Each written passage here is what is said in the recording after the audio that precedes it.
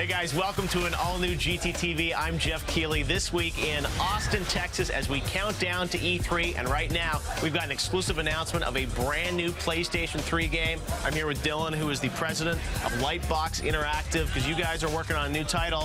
What's it called? Starhawk. Starhawk. Now, you guys are known for Warhawk. That was on PS3. We still remember you back at the PlayStation press conference with your 6-axis. So how is Starhawk different than Warhawk? The Starhawk's, it's got the same essence, but it's also bigger and better. You know, players love the fast, multi-dimensional combat. Characters, vehicles, aircraft. Big landscapes, fast gameplay. But do you have 6-axis support? I'm actually not supporting 6-axis. You're leaving it behind? Yeah. You were the man who birthed 6-axis on stage. You know what? See, here's the thing. I mean, you know, obviously, we're always willing to try things out, right? We tried 6-axis out. We released a multiplayer-only game, one of the first big downloadable games on the PlayStation Network. There's some really great stuff that the 6-axis controller can do. It just isn't a great match for our game.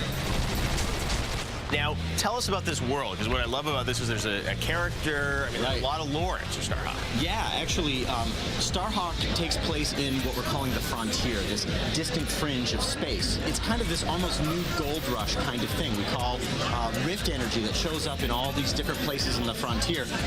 Humans refer to it as blue gold, and so they drive out into the frontier trying to harvest it. Well, unfortunately, that rift energy is what everyone wants, but it also ends up infecting a lot of people out there. And so that rift energy, the thing that everyone wants, but the thing that no one really wants to get infected by, and that ends up creating both factions in our world, the Outcast and then the Rift Miners. Now, you play a character named Emmett, right? And he sort of gets infected by the Rift? Yeah, actually, he and his brother were Rift Miners. And their Rift claim was attacked by Outcast, a warband, and was blown up and destroyed, and both he and his brother were showered in Rift energy. And that's really what sets the stage. And so what's neat about the story in Starhawk is that Emmett Graves ends up taking a Rift salvage contract to bring his brother, who has become mutated, to justice.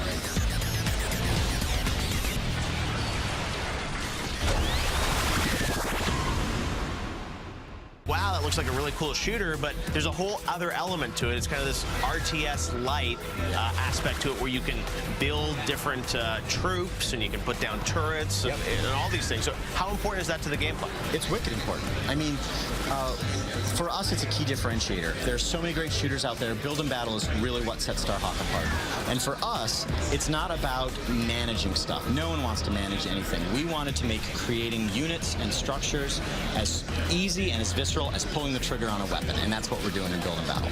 And you get rift energy from killing these guys, and that's what you use to sort of cash in. Yep. Yeah, you get rift energy from a bunch of stuff. You can kill guys, you can capture flags, there are different objectives that give it, and all the different units in the game, whether they be buildings or spawners or just vehicles, they all have a different cost. So how much of the game is defensive versus offensive? I think one of the things when you hear RTS, you're like, oh, am I going to be sort of stuck in a base? Oh, am I going to defend my base? Right. Yeah. You know, what's interesting about that is it depends on how you play. I think one of the things I mentioned in my presentation is that, you know, if you're a player that is predisposed to turtling, you're going to turtle. I mean, it's a fact. It's true. But we've got, you know, some StarCraft nuts on the studio, and they always do an annoying Zerg rush, right? And so it's annoying, but whatever. It's a tactic. And they do a Jeep rush. And so you hear people after a playtest talk about, oh, Jeeps, are, you know, 4x4s are overpowered early game, and we got to do this. And there are real-time strategy elements that come out, but it's very, very fast-paced.